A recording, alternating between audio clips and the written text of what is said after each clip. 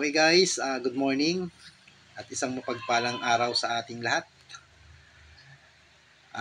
Ito po yung ating bagong automatic oil regulator assembly with oil tank. So ngayon ipapakita ko po ang final test nitong ating bagong design, itong ating bagong regulator. So ngayon guys, ang gagamitin ko muna na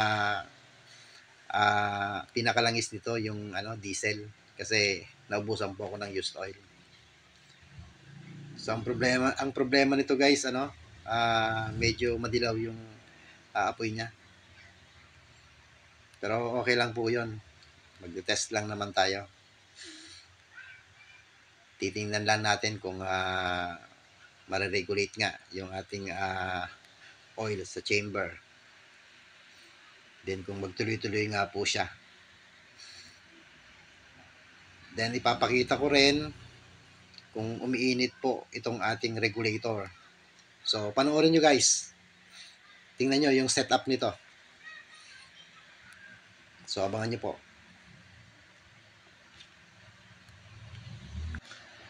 Una guys, i-open natin yung ating ball valve para may pumasok doon sa ating chamber. So hintayin natin na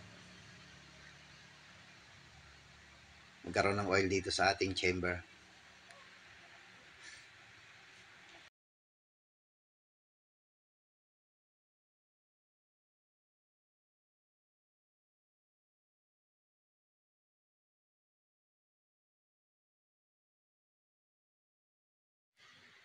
Guys, itong pagpapoy natin, mga 1 and 2 minutes lang po yan. Then, kailangan po, pag in-open natin yung blower, dapat nagsagad yung lakas niya para hindi po mamatay yung apoy. Yan po yung technique dyan. Kasi dati, dinadahan-dahan ko, kaso namamatay. So, ito po guys, yan. Dapat nakasagad po yung controller niya para tuloy-tuloy po yung apoy niya. So, yan po. So, hindi po siya namatay. Ganyan po yung technique niyan. Ito guys, yung setup natin ng blower. Kung napapansin nyo po, nakatihaya po siya.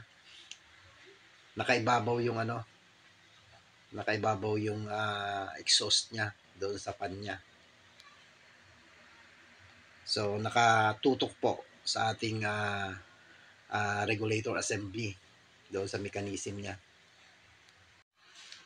Ang purpose po niyan guys, para palamigin yung ating mechanism. So, para hindi po siya uminit. Ganun po yung ganun po yung style niyan. Para yung energy ng blower, so hindi masayang. So, nagagamit natin. So, yan po guys, ang sekreto dyan.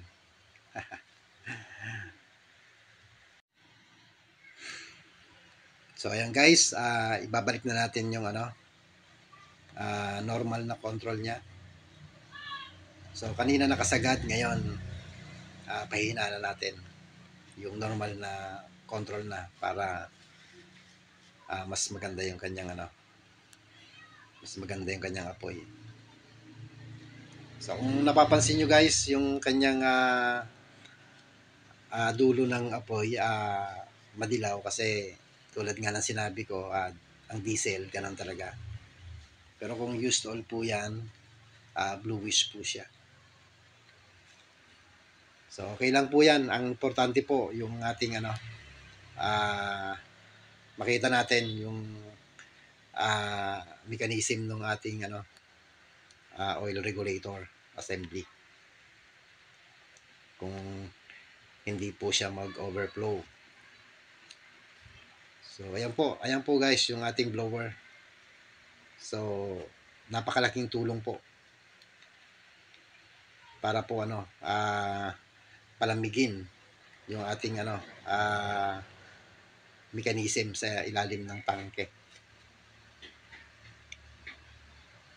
Kaya doon po sa magtatanong kung iinit nga ba itong ating tangke or itong ating mga GI na kinabit, yung mechanism natin sa ilalim. Sa totoo guys, kapag hindi mo hinarap yung blower doon, yung hindi po siya nahanginan, talagang iinit po siya. Totoo po yun, iinit po siya. Pero kung ang setup nyo, ganito po, na nakaharap yung exhaust ng fan doon sa mechanism ng ating regulator, hindi po siya iinit. Kung iinit man po, normal lang po. Kayang-kayang hawakan. At hindi po siya makakaapekto doon sa ating nilagay na mga mechanism niya. So, ganun po guys. Napakalaking tulong po ng blower na to.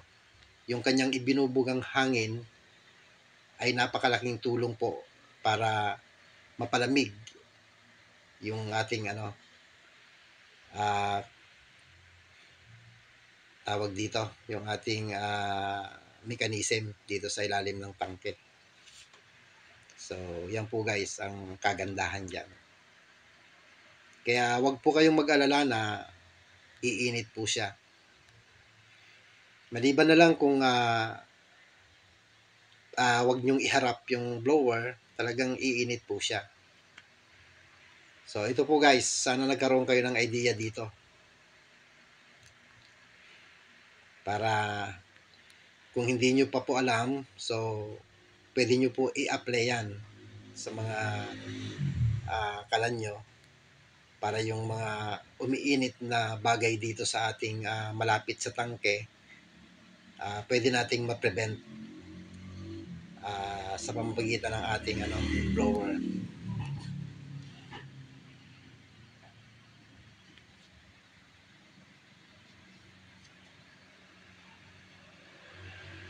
So ayan guys, hindi pa humihina yung apoy niya. So ibig sabihin po, continuous yung ating langis. So nag-o-autofill po siya. So ito pong ating design, isang tube na lang. Dati yung una kong ginawa, 2 tube.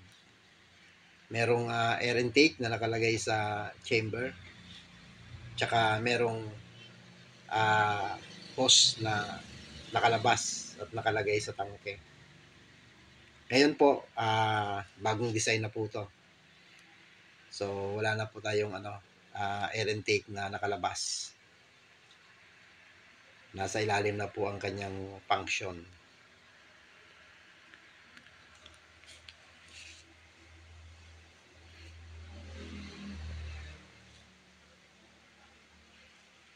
So, pasensya na guys kasi hindi pa tapos yung ating frame na paglalagyan niya. Kaya wala pang mapatungan ng kaldero. So, ang importante lang naman po dito yung maipakita natin na continuous yung ating langis doon sa chamber. So, hindi po namamatay yung apoy dahil nag-autofill po siya.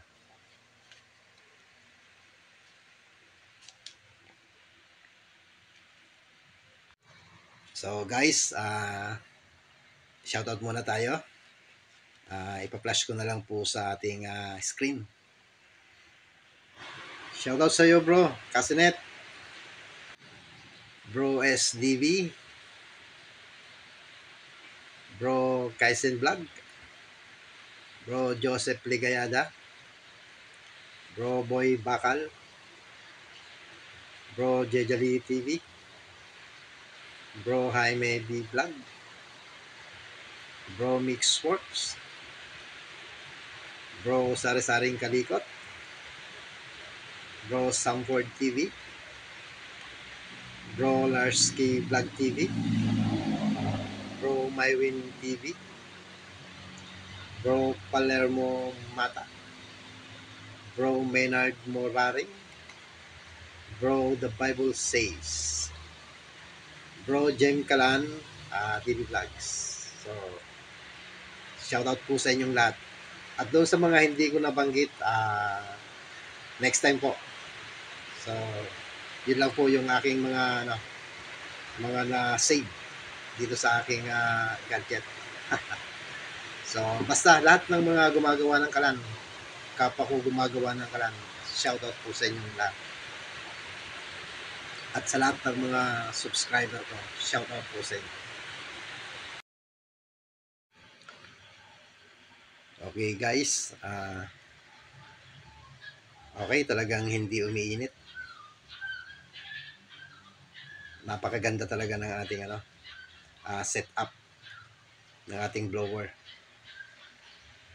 So, ang laking tulong po. Kaya kung gagamit po kayo ng ganitong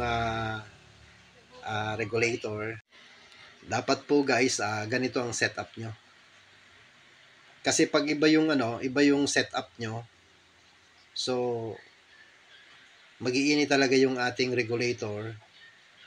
Kasi kung hindi naman po siya nahanginan ng blower, yung pong magiging problema. So kaya guys, kung gagamit kayo nito, dapat ganito talagang setup nyo para safe na at maganda pa. Siya nga pala guys, kung kursunada nyo itong ating automatic oil regulator assembly with oil tank, paki-message na lang po sa FB account ko or paki-message na lang dito sa number na ibibigay ko sa inyo.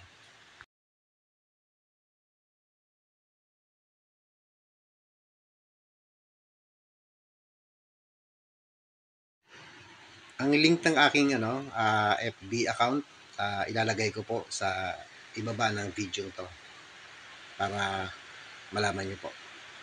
Yung mga interesado lang po dito sa ating automatic oil regulator assembly.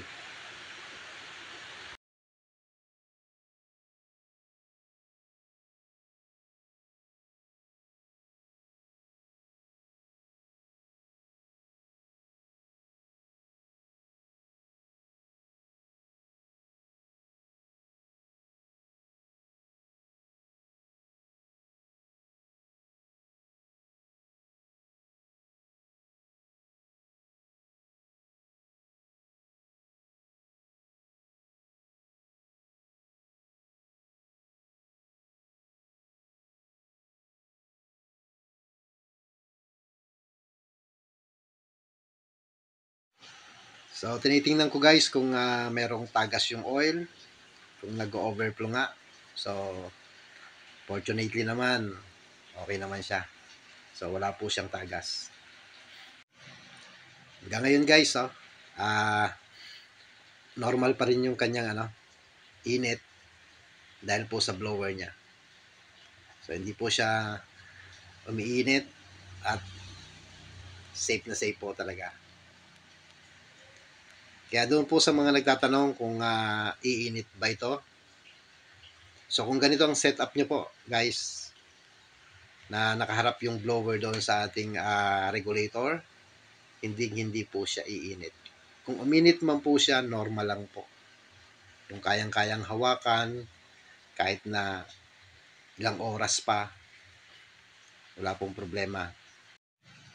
Basta guys, kung gagawa kayo na ganito ang gamit nyo, dapat yung blower niya dapat nakatapat dito sa ating sa ating tangke doon sa ilalim. Huwag nyong ililihis yung blower kasi hindi po siya mahahanginan. Kaya dapat nakatapat po siya para hindi po masayang yung energy ng blower natin. Pakinabangan po natin. Yan po guys. Yan po yung katotohanan niyan. So ayan guys, kumukulo na. So, continuous pa rin yung ating apoy. So, hindi naman po nag-overflow and autofill po siya. So, success po yung ating fire test ngayon. At yung final test ng ating automatic oil regulator assembly. So, napakaganda po kasi i-connect, i-thread mo na lang siya sa chamber eh. Kaya kung halimbawa ganito ang gagamitin yung regulator, dapat yung chamber nyo meron ng merong dahil 1/4 ang nakakabit dito, dapat 1/4 din na coupling. Then i-welding nyo doon sa chamber. Pero syempre bago nyo i-welding, syempre bubutasan nyo muna. So kahit i-level nyo lang sa flooring niya, so siguro mga nasa 1 cm ang height niya po. So siguro okay naman po yung height ng kanyang oil eh. So malakas na rin po yun. O kaya, kayo na po ang bahala kung medyo itataas nyo pa. Depende po sa inyo. So kung mas maganda para sa inyo yung mas mataas ng konti, okay lang po yun. Kayo na po ang bahalang mag-level ng oil nyo sa chamber nyo. So dito sa akin, kasi maliit lang naman yung aking chamber, so halos ang height niya, mga nasa 1 cm lang po. So yan lang po yung yung height ng butas niya from flooring to to oil oil passage. So okay naman po siya. Mataas naman ang apoy niya. So ngayon kung magpapahina ng apoy, so dahil wala naman tayong adjuster, gagawin na lang natin yung ball valve. So medyo isara nyo ng konti para yung daloy ng kanyang oil. So kumbaga normal lang po, yung banayad lang po siya. So mahina lang po, kaya pwedeng humina yung inyong apoy. So yun po yung parang magiging adjuster natin doon na lang sa ball valve. Kasi hindi tayo makakagawa ng adjuster dito sa may regulator kasi medyo maiksi po ang clearance. Wala tayong paglalagyan.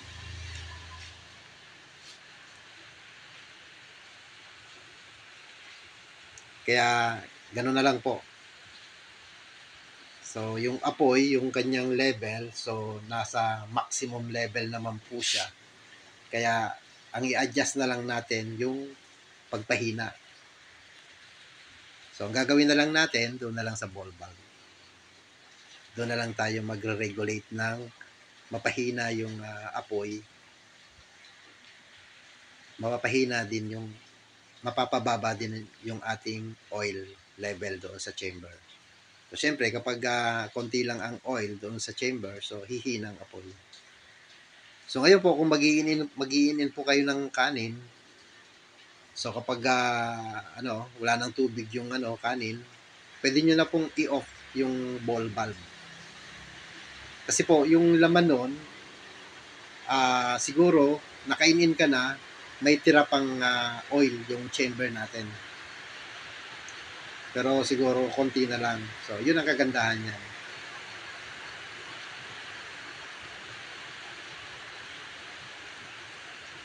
Ganun na lang guys. Ganun na lang ang gagawin natin para hindi na natin kailangan ng adjuster.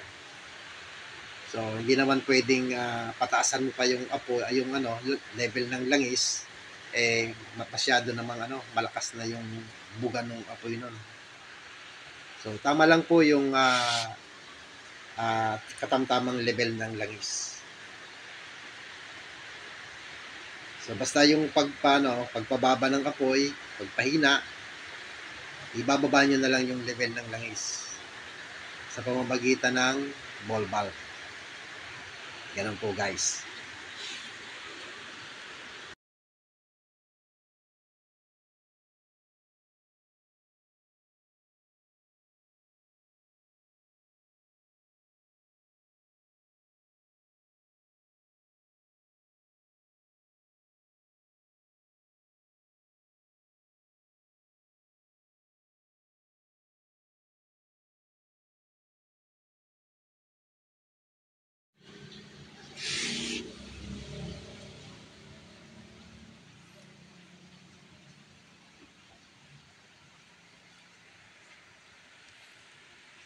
Guys, pahinaan natin ng konti.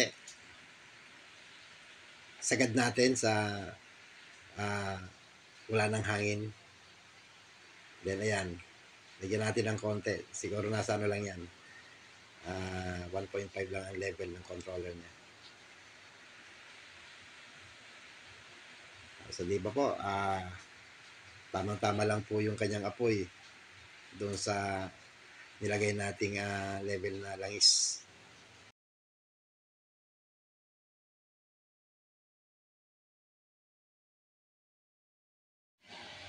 Siya nga pala guys, yung aking nozzle nito, papalitan ko pa to kasi medyo napalaki ko yung yung sa oil enhancer, kaya medyo malakas yung buga.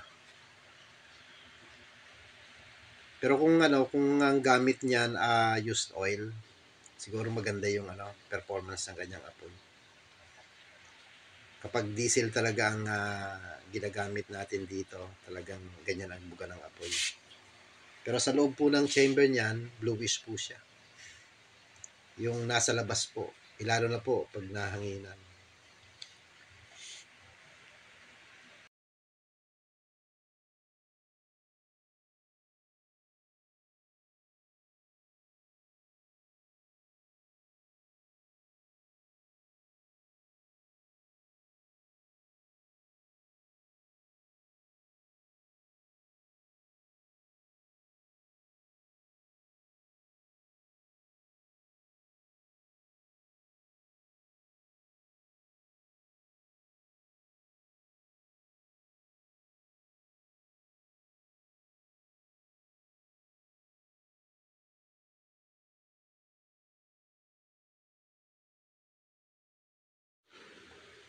Pasensya na po guys kung medyo napahaba na naman yung ating video.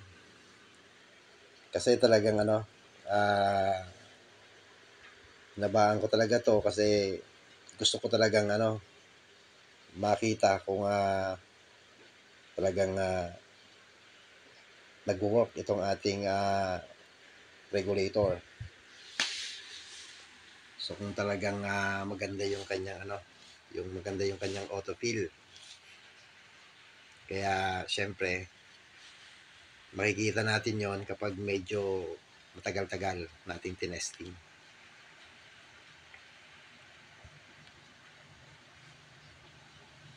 So ayun guys, kapag gusto mong pahinaan yung apoy, then isasara mo lang ng konti yung ball valve para yung daloy ng kanyang oil tamang-tama lang, then yung labas ng apoy niya, so mahina lang. Yun na lang po ang magiging adjuster natin. Kasi yung kung papatasin pa natin yung langis, okay na po yun. Tamang-tama na po yung kanyang taas ng langis.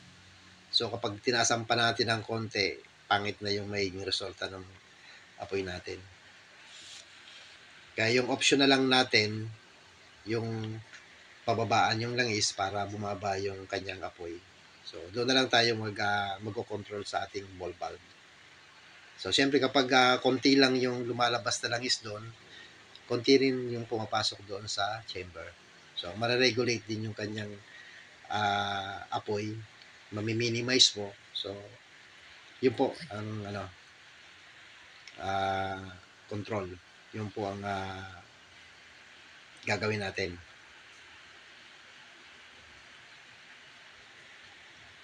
So yun po. Pag diesel talagang gamit natin, talagang madilaw po. So, nakita nyo naman po guys na wala tayong ginagalaw dyan. So, continuous naman yung kanyang apoy. Then, nakapakulo naman tayo ng tubig. So, hanggang ngayon, andyan pa rin, may apoy pa rin. So, ibig sabihin talagang nag-autofill po siya. Kaya,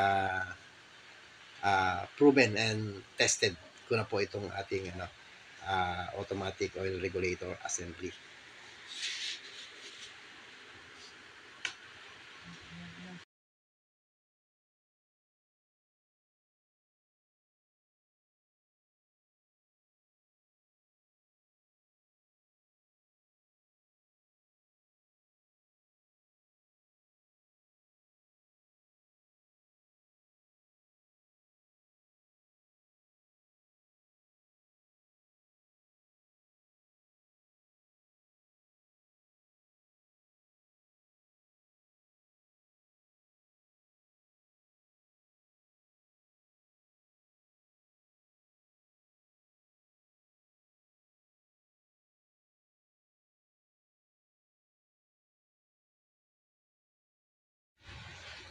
Guys, itong ating chamber, ang height lang po nito nasa nasa 6 cm lang.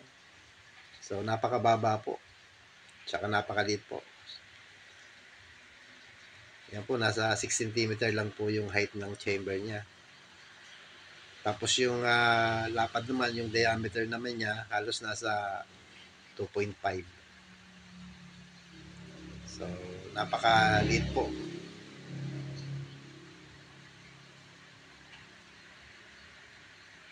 So, napakaliit po ng kanyang chamber. Pero okay naman po yung kanyang apoy, malakas naman po. Lalo na siguro kung maayos ko pa yung kanyang nozzle. Detachable naman po yung nozzle niya. Threaded po, kaya madaling palitan, madaling ayusin. Okay guys, kung bago ka pa lang po sa aking channel, please subscribe and like and share, and please hit the notification bell para updated kayo sa lahat ng videong i-upload ko. So maraming salamat po sa lahat ng mga subscriber ko at mga supporters ko. So kung hindi po dahil sa inyo, hindi lalaki yung aking watch hour, then hindi dadami yung subscriber ko. So maraming salamat po sa inyo. Diyos na lang po ang bahalang magbigay ng gantimpala sa inyo. And again, maraming salamat po.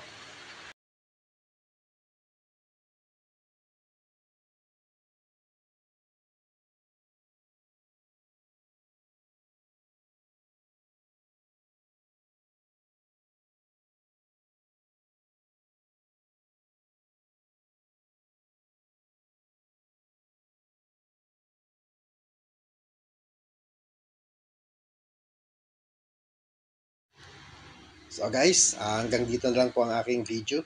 So maraming salamat po sa inyong lahat.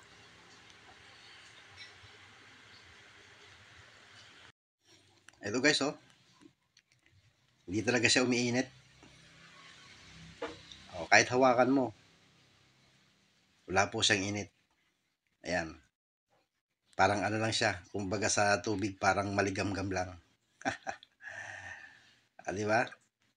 Ang laking tulong ng blower natin. So, ayan po guys. Diyan lang po mainit sa banda dyan. Pero pag dating dito sa dulo ng blower, tsaka dito sa ating regulator, wala na pong init yan. So, yun po guys. Okay, God bless. Bye-bye.